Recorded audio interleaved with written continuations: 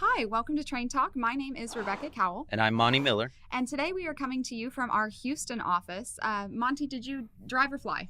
Oh, I drove down yesterday. It was pretty smooth until I hit just south of Huntsville. It went down to one lane, and after that, it was pretty slow slog. But if only there was some way to avoid having to drive. So I flew. Okay, that's one way. That is one way. How did that go? It went well coming down here, but my flight out this afternoon actually was canceled, along with about 180 other flights that were canceled this week. So I found myself a ticket for a few $100s more, and I'm on a later flight. But if only, again, there was some sort of high-speed, safe, efficient travel option to get us between Dallas and Houston that wouldn't maybe cancel If flights only there were something maybe that goes 200 miles per hour and get you there in 90 minutes. Yeah. Reliably. So I have the perfect person that we can talk to about that project. What project is that? The Texas High Speed Train Project to connect Dallas and I've heard of Houston in a safe and efficient manner. So we are with Messaging. Houston area design manager Fabiola Dagrin. Hi, Fabiola. Hi, and welcome to Houston, and welcome even though it's foggy. You're experiencing a rare occurrence right now, seeing all this fog at ground level. Oh, it's not usually foggy in Houston? No, really sunny, very exciting in Houston. I love it here. Yeah, I'm from the northern end of the route, so I don't make it down to Houston too often, although I'd make it down a lot more often if there was some sort of high-speed train. Well, we need to make that happen. So how long have you lived in Houston? About 2 years, a little over 2 years now. I'm originally from Florida, but I've worked in New York, and I've worked on some high-profile projects in New York, doing engineering design, and spent the past 15 years of my career working in transportation. So I'm so happy to be part of this project. What part of Florida are you from? Miami. Ooh, southern Florida, nice. Good Cuban sandwiches down there. I tell you, Houston serves those as well. So you like sunny places? I do. Yeah. And humid places. Yeah. You might as well say Sunny that. and humid, yeah. But then you go to work in New York where it's not necessarily as sunny and warm. No, totally opposite. Yet it provided me some of the most exciting experiences in my career that has given me a lot of the knowledge that I have to contribute to this project. Tell us some of the projects you've worked on in the past. Well, in New York, I can start with early on in my career, right out of college, like you guys. We start off, with some simple tasks. So I actually started off with a major project right out of college, working on I-10 in Florida through the capital, Tallahassee, where we redesigned and expanded the expressway and also reconfigured tons of bridges through there and new bridges and new roadways. So I started off right out of the box working on a very high profile project through the capital of Florida. So working on something like this then must make you feel right at home. Right at home, high profile, and it has a lot to solve, a lot to figure out. Well, where else, after the Florida project, where did you go from there? Then I got the bug to go live in the Big Apple, as all 20-something-year-olds do, right? You want to get away from everything you've known, and relocated to New York and worked down in Manhattan. And I started working out on the Tappan Zee Bridge replacement, again, a major high-profile project in New York. And during that time that I was in New York, I actually got to work on international projects. One of the memorable ones is the one in Korea, Songdo City, where we did a major master plan and civil site development on that, and got to work on Jack Nicklaus Golf Course, designing some drainage. Oh, that's awesome. For that. So, some of that experience with drainage. And also I got to work back when I left New York, went back and worked for the county in Florida, Miami-Dade County. I was part of the drainage review for the DERM, which is the Department of Environmental Resources Management. So we issued the permits for anything that got built in Miami-Dade County, and I reviewed drainage. So a lot of that is going to help with our drainage. Yeah. Well, that's obviously a big issue here Yes, here in Houston, especially. Right. So then, taking all of that experience that you've had, explain to us what an area design manager is. Well, for Texas Central, it's very important that for 240 miles you have oversight of the design at all the important areas. So there are a few of us along the alignment who are in this role. So my role is to have oversight of the design.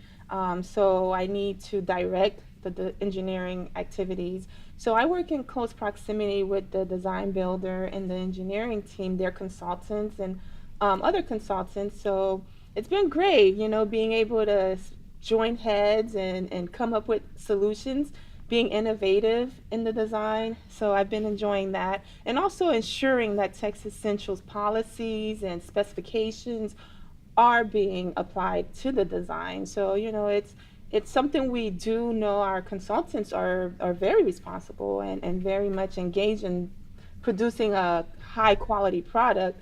But also from our side, we want to make sure we have some input into that process. And so that's my role, to provide that input. So what areas are you in charge of then? Okay, so right now the main focus is Harris County, but we have segments that go up to the Grimes County line that we have here in Houston. We cover, I should say, in Houston. So for those who know how our segments are divided, I would have more input into segments 8, 9, and 10 from Grimes County all the way down into the Houston Terminal Station. And then further north of Grimes County, then there's another area design manager who has segments, and then on to Dallas. Correct. Okay, great. So tell us a little bit about what brought you to Texas Central specifically. How did you end up here? Well, I actually started off working for the conceptual engineering team at Arup. For the people watching, Arup is one of the main lead engineering firms that has been working on this project, I think, longer than I have, and I've been here since 2013. Right, exactly. Sorry, it's an engineering firm, and actually my career in New York was with Arup as well. And so I came and moved to Houston and started working on the project, and then I actually was put in a different role than the design part of it, and that role was stakeholder engagement. And so I got to work very closely with the design build team and the external affairs team over the past year. Travis Kelly's of the world. Yes. Yeah, we know him. I really enjoyed his podcast. Yeah. I really did. Is he the inspiration that had you sign up? Yes. I was like, I want to be like Travis. We could all only hope. Yeah. In my dreams. Yeah. So, yes, I was working with them for the past year, meeting with our stakeholders in the Houston area, and also working along with the design builder team, and understanding their approach, how they are approaching the project that may not necessarily be exactly like the conceptual engineering that Arup was doing. And so we would need to discuss that approach with our stakeholders, because the environmental document shows a certain approach, and if there was something that they advanced, we wanted to make sure that our stakeholders were aware of it, keeping them informed and continuing the great working relationship that we have here in Houston. So that's how I got involved in the stakeholder part of it. And long and behold, now I'm going to be very much engaged with the stakeholders, because part of my role is to continue to have those meetings and to continue to keep the stakeholders informed of the design and the approach we're taking, and to make sure we meet the regulatory requirements while we try to be as innovative and creative in our design approach. And when the project breaks ground, does your job evolve in any way? Or is it just step by step? No, I do see how this role will carry on into project delivery beyond, and project operation and maintenance, because as the owner, Texas Central, we have our own due diligence to perform in any design change or any design that we may do in the future. And so as much as, yes, this facility is being designed once and we're producing it and building it and it's good to go, but we don't wash our hands of it. Yeah, no, yeah. We're going to make Yeah. improvements, and we'll always have to have some design checks and reviews. And that's what I'll be doing a lot of even now, reviewing the approach, as I mentioned, the design approach. So this role will always continue internally, I would think. So you've had a lot of experience working on big projects, as we've talked about, before. What makes this project different than the other projects you've worked on? Well, I could compare this in ways to the California High-Speed Rail project from my role perspective, and in the sense that Did you do work on that project? I did. I was part of the design team during the environmental clearance process as well. Now, there's a huge difference in the approach from a design perspective with the California High-Speed Rail project and this project. So my role specifically, I spent about a good year working on that project. I almost relocated to California to work on that project, but that didn't work out for many other reasons. But my role working on that project was to do an analysis of all the grade crossings, looking at the roadway, because that is my expertise, highway design, transportation design. So what I had to do was review the rails alignment along Los Angeles and Burbank into a segment just outside of LA where this is the hub of the city. You're talking about the core of the city, tons of roads. And I had to look at each road and determine if we would close it, reroute it, or rail over. How many roads is that? That has to be. I mean, dozens. Yeah. It was an extensive analysis, and that was complicated because whereas the high-speed rail, Texas high-speed rail, we've made the decision we're going to be grade separated. Right. No at-grade crossings. Right. And so in California, they didn't take that approach? They did not take that approach. We had to, for each segment along the entire 500-mile alignment, they had a team study the road crossings. From a design perspective, I would think that it's a lot more difficult when you have grade crossings versus when you're going just above or below every single road that you pass. Exactly. I mean, there were some areas where we had to make a decision to tunnel because of the complexity of the roadways. We had major interstates through there, and we couldn't get the vertical clearance to go over a 4-story. There you have an interstate crossing another road that's already grade separated, and then you're trying to take the rail to 4th level, and so you create such complexities with that kind of a design. So then the rail just had to go under. And it's pretty expensive to do tunneling, isn't it? Absolutely. I've heard that the tunnel portion of this project costs significantly higher than the entire cost of the Texas high-speed rail. I've heard that as well. I have too. Yes, I believe we've read a press release with that. So tell us a little bit about, from your perspective, some of the other differences between a project like California, which is a government-owned project, and like Texas, which is investor-owned. What kind of difference does that make from your perspective as a area design manager? Well, I will say, starting out my career, I've worked more on government projects than anything, and most highway engineers do work on more government projects because they own the facilities, right? So the biggest difference is whether the project will move forward or not. You design it, you don't know what happens afterwards. You just hand it over, and then maybe you have post-design services that you provide.